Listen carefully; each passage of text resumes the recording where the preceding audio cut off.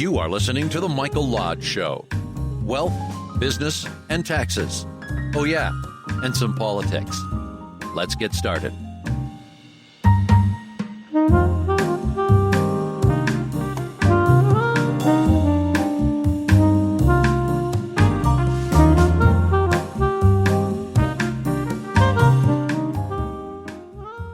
And good morning to everybody. I have not done a podcast in several days. I don't even remember the date I did the last podcast, so I'm sorry about that. But I tell you, I've been busy. A lot of mediation issues that have come up. And I tell you, my mediation subjects cover from divorce to real estate to construction to you name it. I think I pretty much heard it over the last 2 weeks. But I'm happy. I'm happy because at least I have a busy space on my calendar. I always look at my calendar in the morning and say, okay, what do I have this morning? If I see it blank, I'm thinking, okay, so now I can catch up on what I do. But then during the course of the day, more calls come in and more requests come in. And my stuff doesn't get done. So today, I have nothing on my schedule. So I'm going to focus on getting a whole bunch of stuff done for clients that they've been requesting to get done. I'm behind schedule, guys. Really behind schedule. I'll be the first one to admit it. So I hope you have your cup of coffee. You're ready to sit down and talk with me and chat just a little bit until... Let me tell you something. I'm fed up with politics. I'm fed up with the president. I'm fed up with the White House. I'm fed up with Congress. I don't know exactly what to do.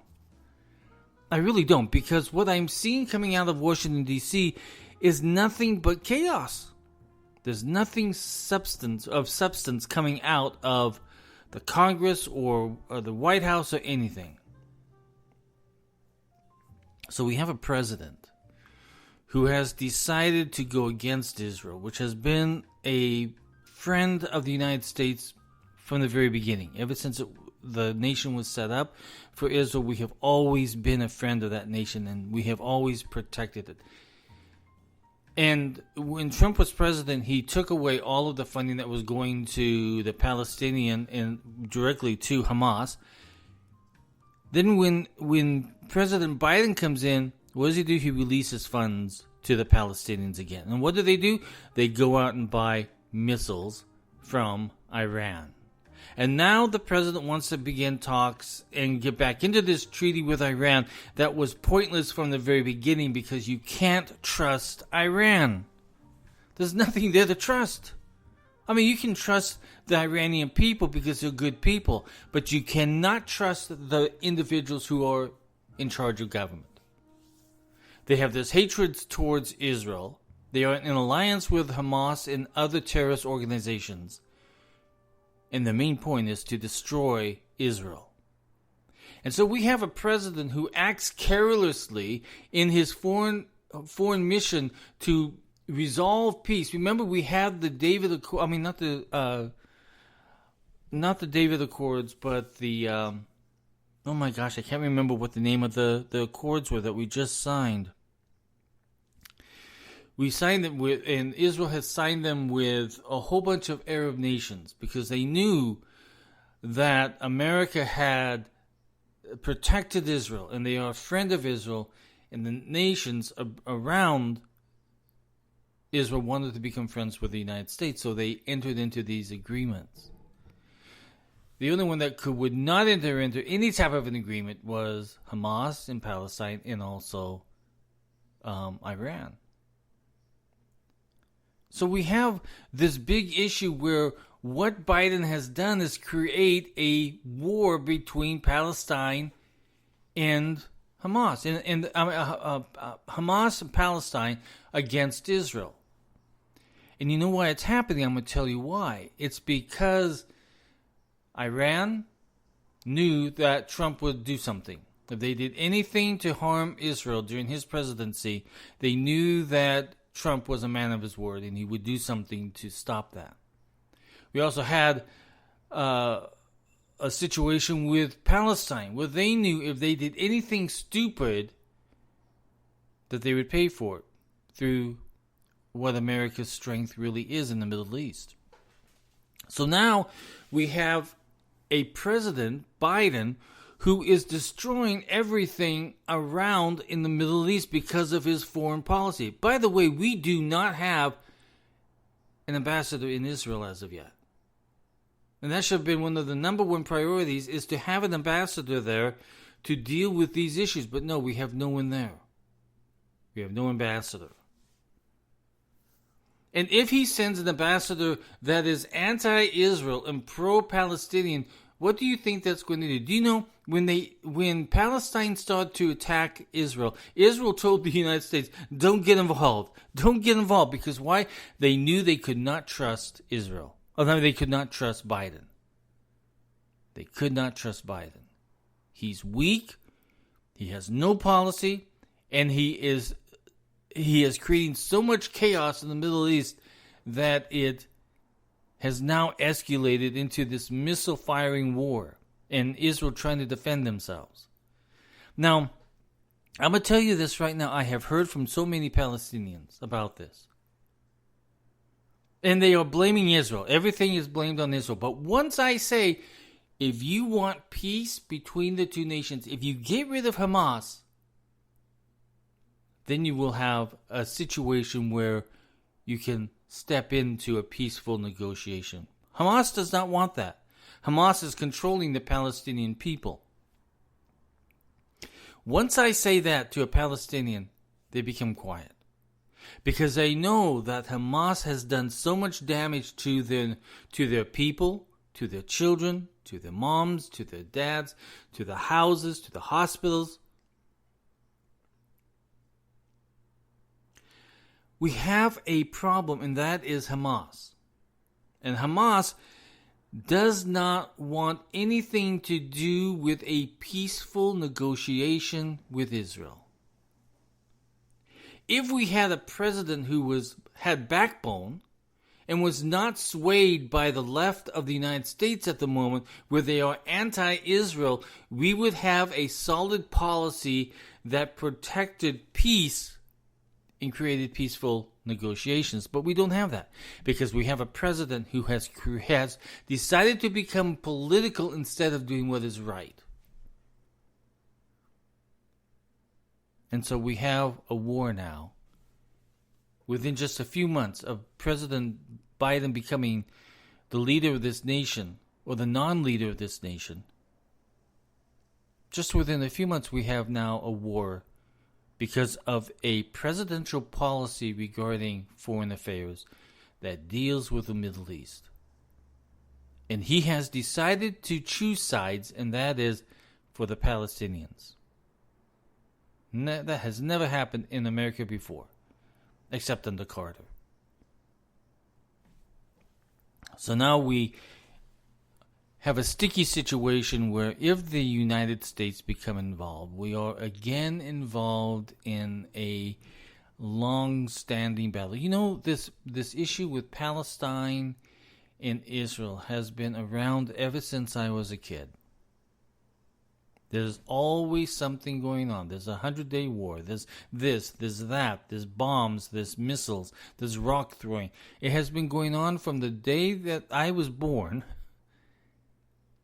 until today. And the problem is that Palestine refuses to remove Hamas. And if they don't remove Hamas, if they don't remove the terrorist organization that is harming their children, their families, their moms, their dads, this will continue on. It will continue on. So unless Palestine has some backbone and decides not to be a terrorist nation and get rid of the terrorist organizations that are within their nation, this will continue to go on, because Iran is involved. They're supplying the weapons. They are using the Hamas and the Palestinian people as a way to attack Israel, because that's Iran's number one goal, is to destroy Israel.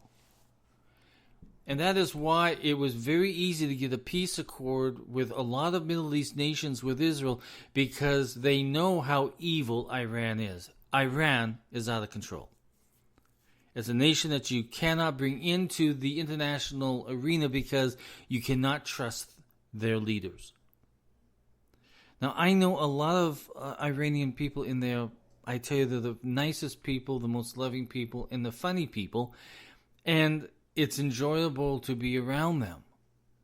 It is the leaders of Iran that is destroying their nation, that is destroying other nations, that is using the proxy of the Palestinian people through Hamas to destroy innocent people.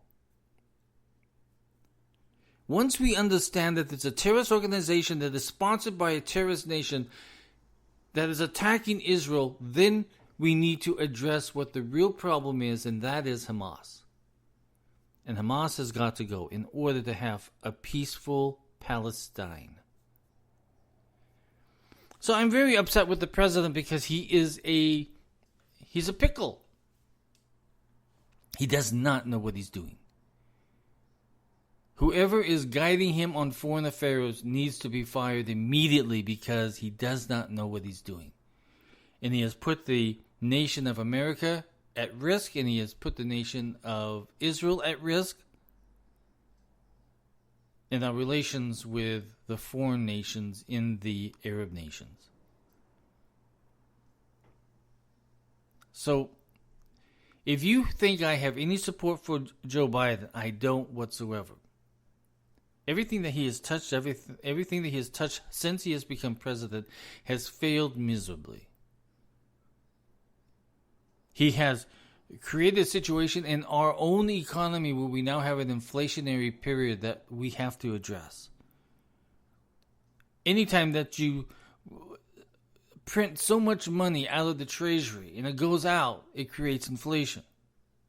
You and I begin to pay higher prices for what we use to live by. Our gasoline, our food, everything goes up. And not only that, but our taxes go up, because when those items go up, when that apple goes up in price, so does the taxes that you pay on that. So you may not think that everything is touching you, no taxes are touching you. It is, because when your gasoline goes up, your taxes go up, because you're paying a higher fuel tax, federal and state. When that apple goes up and the gas goes up that hauls that apple from Washington over here to Florida, let's say, or to whatever state that you are in, that apple goes up in price because that gasoline tax is up because fuel prices went up, and the cost to haul it here went up. So the cost of that apple and that banana and that potato and that jar of beans or whatever else that you're buying goes up, and you are paying higher taxes. So you have just gotten a tax raise because of the inept not foreign policy, but the inept economic policy that the president is pushing forward. We cannot continue to print money.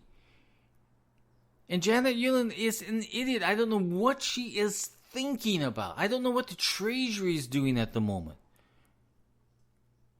But they're acting as if nothing is happening, but the rest of us are paying higher costs. Our prices, as we go to the grocery store or we go to the gas pump, it is hitting us. It's not a happy situation. And Americans are suffering.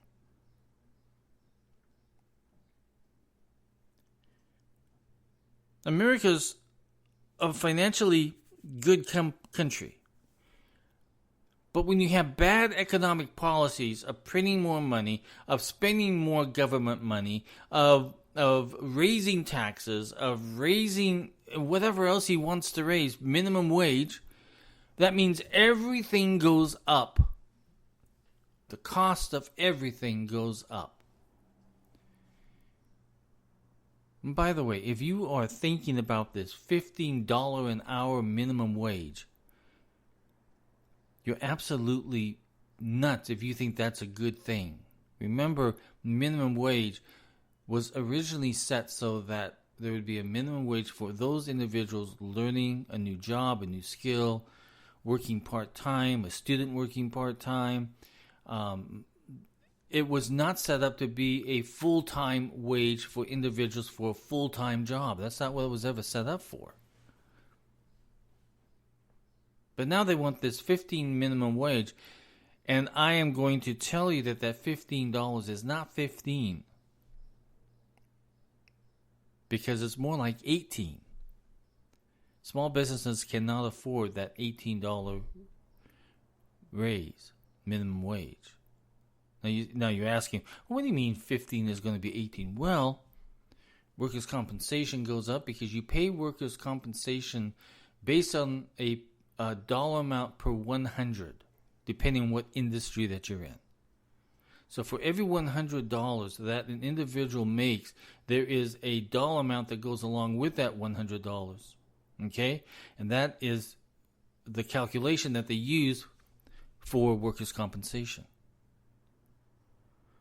So when you see these hourly wages going up, that means they're going up by hundreds of dollars, which means that workers' compensation goes up. The cost of workers' compensation goes up. Employees, do not pay that workers' comp. It is the employer that pays that workers' comp. So it's coming out of his bottom line. The cost of the payroll taxes go up. State disability insurance goes up because when you're making more money, when you're paying out more money to employees, those costs go up. So that $15 very quickly turns into $18 in costs. And by the way, the amount of money on that $15, there are also some deductions, tax deductions, that have to be reduced out of that employee's payroll. That $15 actually turns out to be $13. So I'm trying to get you to understand that $15 isn't all that great for the employer and for the employee. Because remember, when everything goes up, there's more deductions. When everything goes up, there's more expense to the business owner, the employer.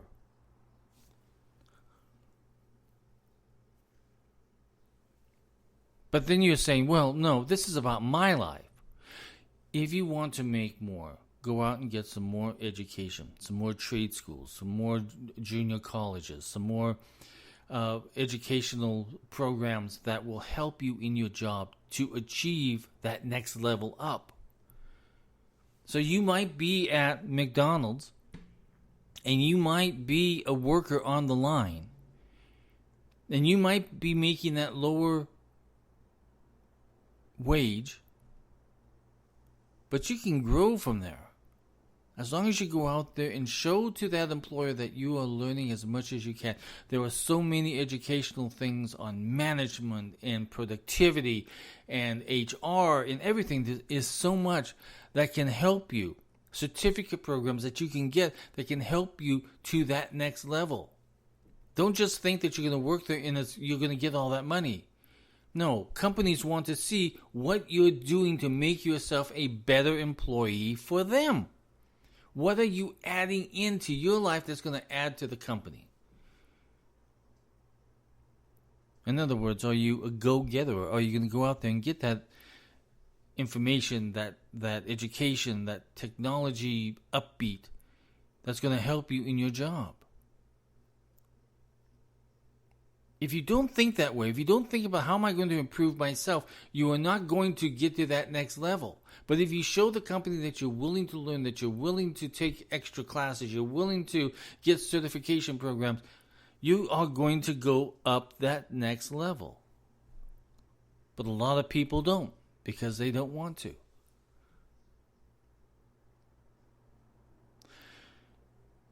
Sticky situation, isn't it?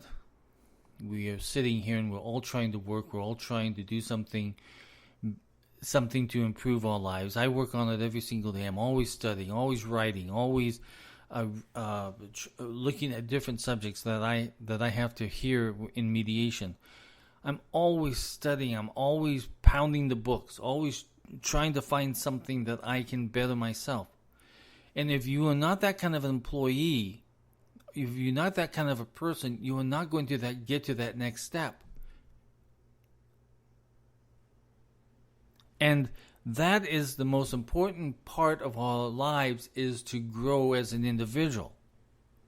No matter what field that you're in. You may be a janitor, but you know what? There are stuff out there that you can learn to become a better janitor. To look for ways to improve your job skills. I know. When I was in college, I was a janitor. I worked at night cleaning the school buildings. And I was so good at it. And I studied as much as I possibly could on how to be more productive in the cleaning process of these buildings, that they promoted me to a supervisor position. But it would not have happened if I had not taken that initiative and studied, okay, what can we do to clean this building faster from top to bottom? How can I motivate my people that are reporting to me? Even though I'm just a college kid who's just starting out. But I did it. And so can you, if you're listening to me, if you're a young kid, if you want to be something good in the field that you're at, work on it, study for it. Gosh, I remember one time I had to give a speech class. And I didn't know what I was going to do. I didn't know what I was going to talk about. But I was good at what I did as a janitor. I was good. In fact, I would almost say I was damn good when I was in college. And so I gave my speech, and what do you think I talked about? Cleaning a blackboard. Because there are ways to clean blackboards. And there's very efficient ways of how to do it. So my speech was how to clean a blackboard and get it clean and be efficient about it. I got an A. Because no one knew that there was a technique on how to clean a blackboard. But I did, because I studied up on it. I read so much different things. Now remember, I did not have the internet back then. I had to go to the library and look at books and read books and study books and go to the card thing that you had to look up the name of an author or a book subject. There was no computers back then. I know, I'm saying I'm old, okay? And I'll be the first one to admit I am damn old. But even to this day, now we have this tool called Google and the internet, and you can go out there and you can search. And you can read, and you can get certificate programs, and you can do all sorts of different things. It's vital. It's vital for you to become a better employee. Through your own initiative, through your own study, through your own ability to learn as much as you can about the profession that you're doing at that moment. So getting back to the $15 an hour, if that goes into effect, that will affect a lot of small businesses because it's a bigger hurt than $15. It's a bigger hurt. It's a bigger hurt. So when we look at all of these different things that Biden wants to put in place, now he wants to put in higher taxes, right? He wants to raise business taxes. And he has lied to you about his statement that says no one under $400,000 is going to be touched. Well, you've already been touched because inflation has gone up. So your tax amount that you're paying on store-bought items and gasoline has gone up. So your taxes have already gone up. Get that through your head. And the tax incentives that Trump put into place when he was president, in his current infrastructure bill, that goes away. That affected everybody. When Trump put that into place, it affected everybody on your payroll. So expect your payroll taxes to go up because Biden wants to take it away. You see, we have a lot of lying going on from the president's office. And directly out of the president's mouth, he is lying to you. Gosh, I've been in this tax business since 1984. I've been doing taxes. and advising on taxes. And every single time a president says it's not going to affect you, it has affected everybody. Well, it's only going to affect the millionaires. Well, millionaires went from $1 million and it went down to $500,000. Now it went down to $35,000. So when they say it's not going to affect you, it does affect you. Because there are other things within that tax bill. Listen, when a bill goes from Congress, after the president signs it, over to the Internal Revenue Service, the Internal Revenue Service takes that bill and then applies it to the current tax code that is there. And things change at that time. A fee becomes a tax. Remember that one under Obama. He said that it's only going to be a fee. Well, it became a tax in the courts and all the way up to the Supreme Court, where they said, yes, that's a tax. And every individual was attacked by that tax. Now, Biden wants to put back that mandate for Obamacare again. So when he says it's not going to affect you, his plan is to affect you, to get more money out of you. Nothing is ever talked about, right? Nothing is ever talked about cutting costs. The government never talks that way. The biggest amount of debt that they have at the moment is because of the unions that are getting their big chunk of money for their employees. It's a big debt. California has a huge debt because of the retirement programs that they have for California state workers. And that's from the janitor all the way up to the governorship. And that's the same situation that we have in the federal government. We have too much responsibility for retirement programs coming out of the United States government. It's huge.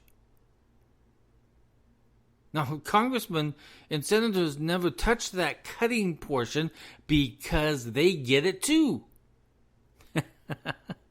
So, we have a bunch of idiots in Congress who are not working for the American people, who are not cutting costs, who are not shutting down departments that are redundant of other departments and other government agencies. They're not doing that. We have redundancy upon redundancy of people doing the exact same thing, asking the exact same questions and doing the exact same job, and we don't shut it down. So we have a government that has grown so greatly, but Congress, members of Congress and the Senate do nothing to trim it. Do nothing to trim it. And they do not think outside the box. Listen, on the infrastructure issue, Florida here, we have toll roads. And when we have these little devices called SunPass that we put up in our windshields, and when we go through a toll road, we get charged 25 cents, 75 cents, depending on where we're at. I'd much rather pay a toll road and get good roads than pay more into the federal government and get nothing. Because Congress has this ability to be able to steal from these funds and not get anything done. So let's think about that, okay? Let's do the toll road thing. It's not a big deal. You just put the device up in your thing.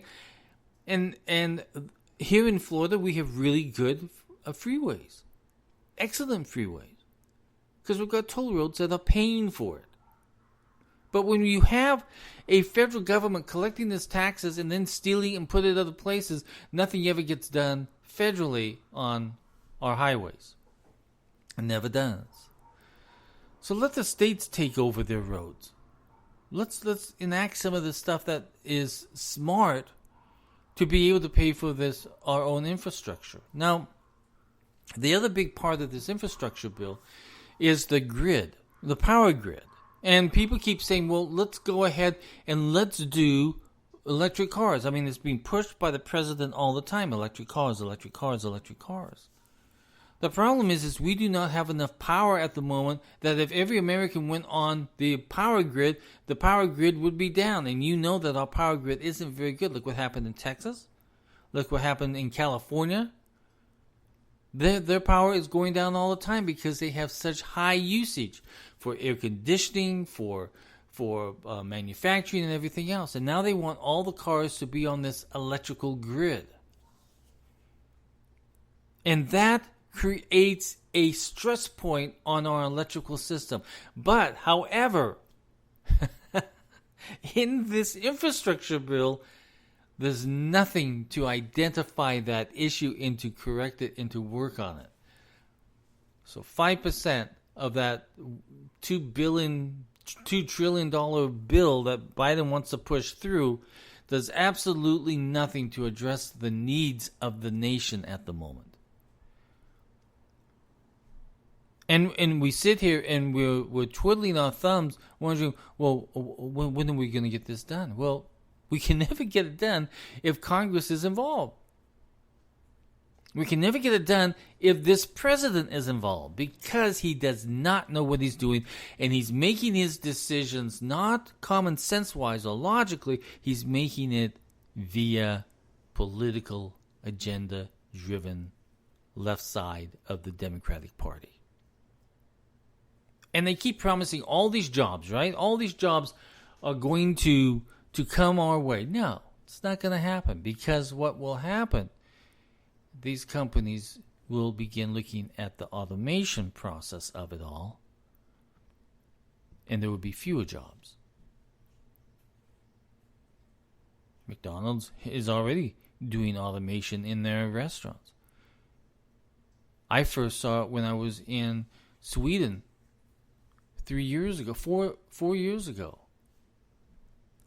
They automatically had kiosks there that you just put in your number, slid in your debit card, the credit card, and then you went and picked up your food.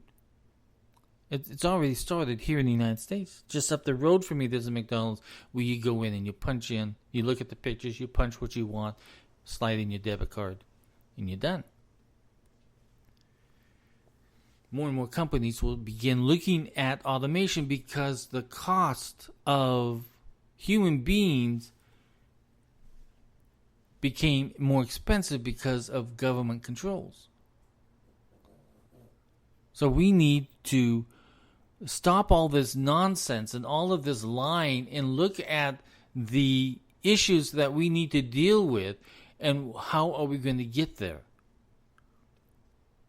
You can't just throw money at something and think something's going to get done unless you have a plan. And all of this money that's being tossed out there through this infrastructure stupid bill that Biden is doing, there's absolutely no plan on how to use that money. They're just throwing it out there. So when you have no plan, you have no structure. You have no ability to get things done. And once it gets down to the state level, a lot of these states don't know what they're doing. And the money goes to waste. See, I believe in responsibility, so that when you give federal money to a certain state or a certain government, there's got to be some issues that need to be completed. There's got to be some tasks that need to get done before you can get any more money. But we don't do that. We just throw money. Pelosi's up there saying, oh, we need to do more giving out of money. But why? What are you giving it for? And what is it going to accomplish? Except to raise inflation, which is what has happened. So let me just sum this all up, because otherwise, let's see, what time is it now? Where am I at? I've already talked for 34 minutes. Look at my timer. I try to keep it down to 30. So I've got to wrap this up, because now I've gone 4 minutes over. But I hope that you understand where I'm coming from, is that if we have a president out of control, if we have a president who is not using common sense to look at the needs of the United States and what is happening in our foreign affairs, if he is not doing anything, and if you look down at the border where we have had hundreds of thousands of illegal individuals coming across the border. And they want to change the name of these individuals of what they actually are. I'm sorry. But if our borders are crippled, if our economy is becoming crippled because of presidential policies, if our economy is inflationary because of presidential policies, then it's time that this president is moved out of office, because if he can do this much damage over the short period of time that he has been in office, we are in trouble for the next 3 years. 3.5 years. So you as Americans, me as an American, we have got to start letting our voices be heard that we are unhappy with the direction of this country. And I'm sorry, I have seen people on social media who have said, oh, we're very happy with what President Biden has done. These are individuals who have been fed nonsense, and they believe nonsense, and they will support nonsense and endorse nonsense. They're thinking politically and not with the heart of an American that wants to know, how can we make this country better? They're thinking politically because they have so much political hate inside them that they do not want anything else to be heard except their own hate, their own political agenda.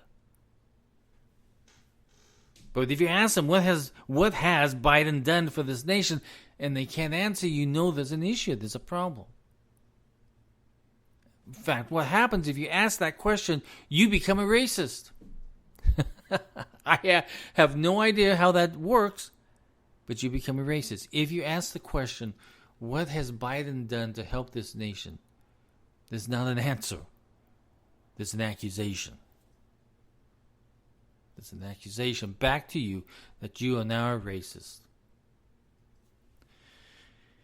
So we live in a time where we're mixed up individuals, and we are individuals who don't know what's going on or how to make things better, because we're being fed from the media and by politicians and everything else, and we're going in a whole bunch of million directions, and we're not focused on what the issues are and what the needs. You know, let me tell you, one of the things that I do in mediation, especially in divorce cases, we talk about the communication process, right?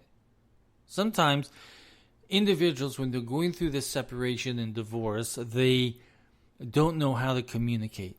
So when they respond back to somebody, it's books. I mean, literally, they write a book. And then you have to teach them, focus on what needs to be addressed, what the issue is, only, and get that resolved, get it solved. If you look at everything else and all the other nonsense that you want to spout out there, nothing gets done. But if you take a few minutes, go down to 25 words or less, and you identify what your need is, and send that to the individual that needs to work with you, the co-parent, you resolve things, you get things done. But instead, if you go off into tangents, nothing gets done. In fact, more conflict begins, disputes begin, bad things happen. Then we got to go back into mediation and review everything again. And that's what I'm telling you. What government is doing at the moment is that they are throwing out all this money, throwing out all of this conjecture and nonsense. But they are not willing to sit down and focus on the need that needs to get things done. What are the needs of our infrastructure? Identify that. Start talking to the states and see what their needs are. The needs of an electrical grid. The need for getting our pipelines back up and running again so that we can produce the fuel that is needed and to reduce the costs. Just a few months ago, we were leaders. We were selling our product, our oil, and our gas to other nations. Now we are again, based upon the president's policies have destroyed that, and now we are standing in line, sitting in lines in our cars, and our gas prices are going up because of a president who does not respect the American people enough to focus on their needs. When you have a politician that is going offline meaning he's not talking to the American people, but instead he's pushing a political agenda, then we have a problem. And that's what's happening at the moment in the United States. The President of the United States is pushing his own political agenda based upon what other people are telling him to do, not based upon what is right for America. So it is. I'm beginning to wonder if it's time that we start shouting out the word impeachment here, because we have a failed president. He's only been in office, for 4 months, 5 months? And he's done so much damage. I've told you before that I used to love listening to Biden when he was on the Senate floor. I loved him when he was in committee meetings and asking the questions. But that's not the Biden we have at the moment. The Biden that we have is an individual that's highly confused, and he does not know how to lead. And when you do not have a leader in the president's office, you have a problem. We are a nation without a leader. And that's how I'm going to end it today. Listen, if you have any questions, just send it to me at info, I-N-F-O, at lodge, LODGE-CO.com. If you like the content of my podcast, help me out. Won't you go to www.buymeacoffee.com/Michael Lodge. Help me out. I need it. Everybody go out and have a great day. We have a lot to accomplish. You and I have a lot of responsibility to keep on living, to keep on supporting this nation. But we have to work together. This is Mike Lodge. I'll talk with you soon. Bye-bye.